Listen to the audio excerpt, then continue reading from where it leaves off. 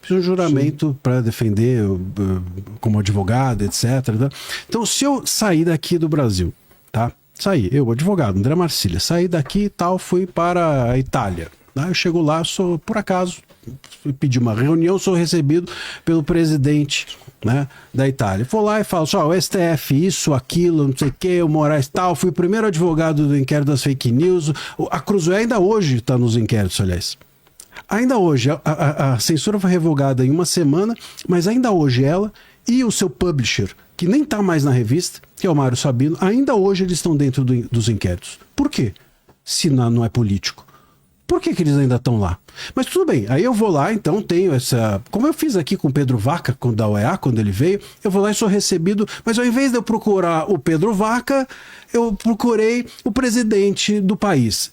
Atentei contra a soberania só porque eu errei o destinatário da minha demanda? É isso? Não. Não, porque você não é filho de um ex-presidente nem deputado. Eu acho que esse viés institucional de prerrogativa parlamentar que dá a ele essa possibilidade e dá a ele esta responsabilidade, porque não é só uma prerrogativa e poderes, é uma prerrogativa e responsabilidade. Mas é até um pouco, só para a diferença da responsabilização do Jair para o Léo Lins. Você citou o caso. O Léo Lins está fazendo um show para um público que compra o ingresso e quer ouvir aquilo. O Jair, por conta da sua função institucional, presidencial, política, e a gente quer um presidente sério, acho que ninguém pensa diferente, a gente quer um presidente sério, no momento em que ele faz certas imputações, no momento em que ele faz certas ilações, no momento em que ele incentiva certas coisas, ele tem o poder de incutir essa ideia na cabeça de alguém. O Léo Lins não tem esse poder e qualquer outro comediante não tem esse poder. Eu acho que é essa a diferença que a gente tem em relação à atuação do Eduardo nos Estados Unidos e em relação à responsabilização do Jair aqui. Mas, a meu ver, exatamente o contrário. Quer dizer, um parlamentar, ele não só tem o direito, ele tem o dever de levar as demandas lá para fora. Veja, eu, advogado, se eu for recebido lá na Itália pela presidência, bom, quem é você? O que você está fazendo aqui? Agora, um parlamentar é exatamente essa a função dele. Qual é a diferença de você levar as demandas de legalidades que você entende haver dentro do seu país para um organismo, para o Congresso ou para a presidência de um outro país? Não existe absolutamente nenhuma diferença. Você tem o direito e o dever de denunciar aquilo que você, em nome dos que você representa, do teu eleitor, você tem o dever de representá-los onde for, dentro ou fora do país. Se você entende haver ilegalidades e você tem a chance de ser recebido por um presidente da República, se você se cala, eu acho que você trai o seu eleitor. Mas sabe qual é o ponto? E se o eleitor não gosta, ele não vote mais nele. É o eleitor que tem que ter essa percepção. Só uma coisa para completar também a respeito disso. A gente se foca muito na questão de o Eduardo foi lá e tal, mas ele é filho de um réu. Mas esse processo, essa questão, não é sobre o Bolsonaro só. O Bolsonaro é símbolo disso, mas ele é consequência e não causa. Veja, todas essas ilegalidades que estão sendo hoje reclamadas na conduta do STF já estavam aqui. Eu fui o primeiro advogado. Eu vi, a gente não teve acesso aos autos lá em 2019. Não teve acesso aos autos, até hoje eu não tive acesso aos autos. Vilela, chegou um momento... Mas por que não tem acesso? Porque eles não dão, eles não permitem. Eu ficava acompanhando lá no site do STF, aparecia decisão. Aí você ligava pro gabinete e falava assim, olha, é do meu cliente, se for a gente te avisa. E aí eles te mandavam, eu até mostro no livro, por exemplo, eu recebia WhatsApp. Olha aqui uma decisão, está intimado, e por WhatsApp, no gabinete do ministro. Era dessa maneira que a coisa acontecia. Eu, por exemplo, como eu disse, até hoje, eles estão dentro dos inquéritos, não saíram.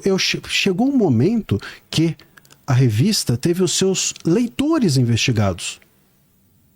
E sabe como eu descobri isso? Porque uma vez me mandaram uma decisão e mandaram mais coisa do que deviam. E erraram o envio e eu recebi... Ainda bem que não era um nude, né? Exatamente. Mas, por exemplo, eu recebia coisas às vezes e descobria ali que tinha alguém sendo investigado, ligava falando, você sabia que você está sendo investigado? Não sabia. Então, era dessa maneira que era isso 2019. Então, quando a gente olha para o caso Bolsonaro, e ali também era liberdade de expressão, era liberdade de imprensa, era uma capa de uma revista que saiu falando de um ministro do STF. Eles, quando eles investigaram os leitores, eles estavam investigando os leitores porque a imputação era a seguinte, que os jornalistas estavam estimulando os leitores a falarem mal dos ministros. É nesse lugar que a gente vive há 6 anos. Então, quando a gente olha para o Bolsonaro, ele é o símbolo visível, porque ele hoje está sendo, a ele está sendo imputada essa série de coisas. Mas o Brasil não está mal agora.